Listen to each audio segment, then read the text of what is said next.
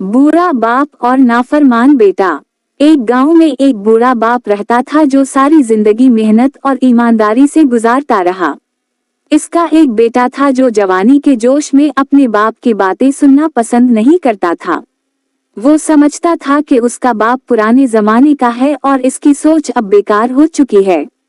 बुरा बाप हमेशा अपने बेटे को समझाता, बेटा, जिंदगी सिर्फ जवानी के जोश से नहीं चलती, अक्ल और तजुर्बा भी बहुत जरूरी होता है। लेकिन बेटा इस बात को मजाक समझता और हमेशा अपने बाप की नसीहत को नजरअंदाज करता। एक दिन बेटा अपने बाप से कहने लगा, अब्बा, मुझे आपकी कोई जरूरत नहीं, मैं अपनी मर्जी से जीना चाहता हूँ। आप सिर्फ रुकावट हैं मेरी तरक्की के रास्ते में। बाप ने अफसोस भरी निगाह से अपने बेटे को देखा लेकिन कुछ ना कहा। बेटा अपनी जिद पर अड़ गया और घर छोड़कर शहर चला गया। शहर में जाकर उसे शुरू में आजादी का लुत्फ आया, लेकिन धीरे धीरे उसे मुश्किलात का सामना होने लगा। दोस्ती दिखाने वाले लोग जब पैसा खत्म हो गया तो पहचानने से भी इनकार करने लगे।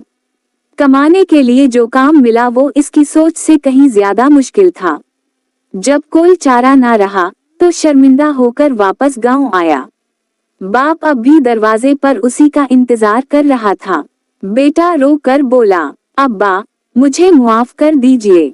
मैं समझ गया हूँ कि जिंदगी सिर्फ जोश और आजादी का नाम नहीं, बल्कि अक्ल, तजुर्बा और मोहब्बत भी जरूरी है। बाप मुस्कुराया, बेटे को गले लगाया और कहा, बेटा, मेरे लिए तुझसे बढ़कर कुछ नहीं, तेरे सीखने और वापस आने का इंतजार था। ये कहानी हमें ये सबक देती है कि माँ बाप का तजुर्बा और मोहब्बत दोनों ही हमारी जिंदगी के लिए अनमोल होते हैं। नाफरमानी और अकड़ का अंजाम हमेशा पशिमानी होता है।